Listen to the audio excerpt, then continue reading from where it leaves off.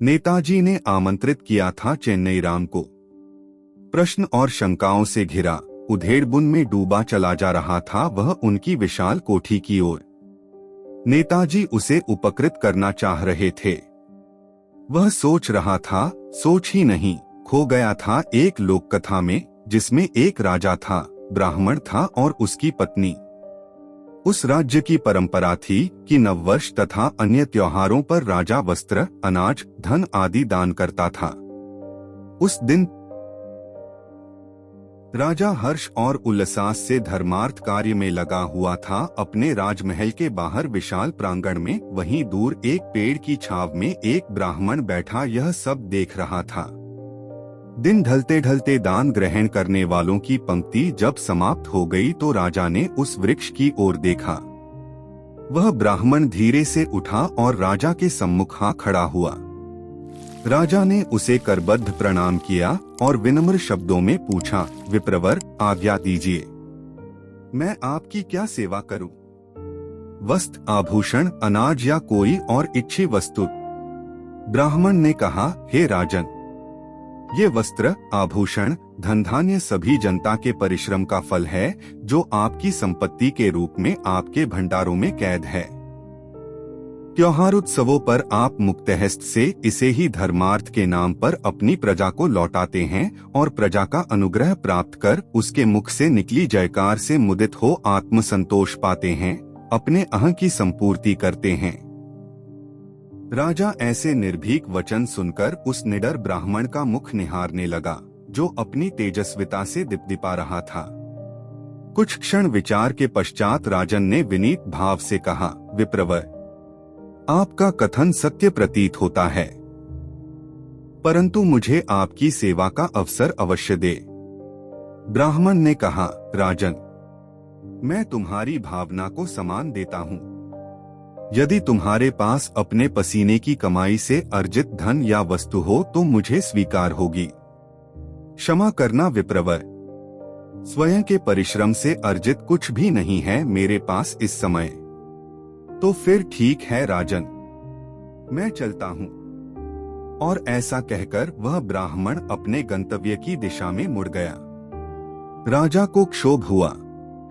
उसके महल से कोई बिना कुछ प्राप्त किए वापस जाए, विशेषकर ब्राह्मण। यह उसके लिए लज्जा की बात है। उसने कुछ विचार किया मन में और ब्राह्मण को पुकारा, रुक जाओ विप्रवर। ब्राह्मण पीछे मुड़ा। उसने राजा को देखा।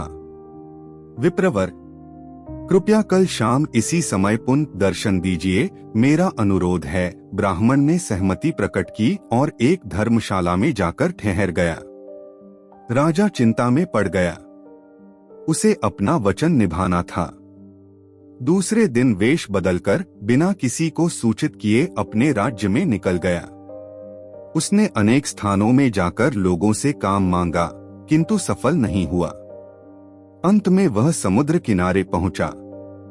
उसने देखा, शहतीरों से बनी नाव में मछुआरे जाल लेकर समुद्र में मछली पकड़ने जा रहे हैं। उसने मछुआरों से अनुरोध किया कि वे उसे अपने साथ काम पर रख लें, जो भी मजदूरी देंगे उसे वह मंजूर होगी। मछुआरों ने उसे झिड़क दिया, किंतु एक मछुआरे को उस पर दया आ गई। उसने कहा, एक बड़ी मछली पकड़ने पर 1 पैसा और छोटी मछली का 1 धेला मिलेगा, चलोगे? राजा ने तुरंत हामी भर दी और उसकी नाव पर जाल लेकर सवार हो गया। दोपहर ढलने लगी। राजा निराश हो चला। तभी उसे जाल कुछ भारी सा लगा। मछुआरे लौट आए। राजा के जाल में एक बड़ी मछली तथा एक छोटी मछली फंसी थी। वह 1 पैसा और 1 धेला लेकर महल लौट आया। संध्या समय ब्राह्मण राजा के द्वार आया। राजा ने उसके हाथ में 1 पैसा और 1 धेला रखकर कहा, यही मेरे पसीने की कमाई है। विप्रवर, आप चाहें तो इसे स्वीकारें। ब्राह्मण ने कहा, राजन, पसीने की कमाई मनुष्य को आत्मस्वाभिमान और आत्मबल प्रदान करती है। एक मनुष्य के जीवन में सुख, शांति और समृद्धि लाती है। अतः श्रम करने में कभी शर्म नहीं करनी चाहिए। तुम धन्य हो राजा। चेन्नई राम ने देखा वह नेताजी की वैभवशाली कोठी के सामने खड़ा है। बंदूकधारी संतरी उसे घूरते हुए उसका नाम व काम पूछ रहा है। वह नेताजी के कक्ष में पहुंचा। नेताजी ने गर्मजोशी दिखाते हुए उसका हालचाल पूछा और सेवक को चाय लाने का आदेश दिया। चायपान करते हुए नेताजी बोले, चेन्नई राम, मेरे परिवार पर तुम्हारे पिता का एहसान है। गर्दिश के दिनों में उन्होंने बिना किसी अपेक्षा के हमारी मदद की थी। अब वे तो नहीं रहे। मैं उन एहसानों से मुक्त होना चाहता हूँ। मैं समझा नहीं, चेन्नई राम ने कहा।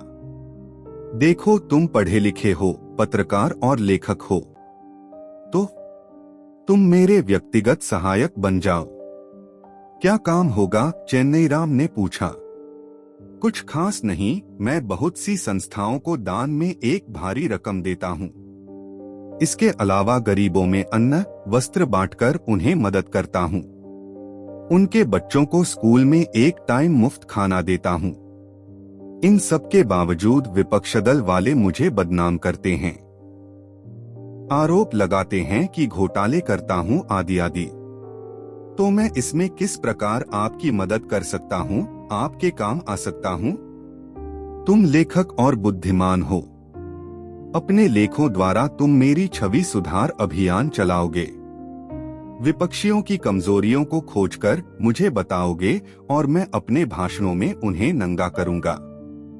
वो तो ठीक है नेताजी, पहले आप मेरी एक शंका का समाधान करें, फिर मैं आपके प्रस्ताव पर विचारूंगा।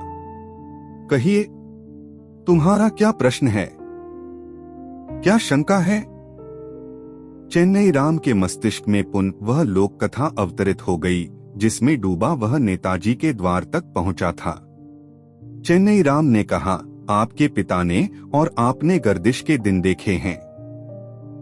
तो बताइए, आप जिस धन को दान कर रहे हैं, गरीबों में बांट रहे हैं, अपने ऐशो आराम पर खर्च कर रहे हैं, क्या वह आपके पसीने की कमाई है?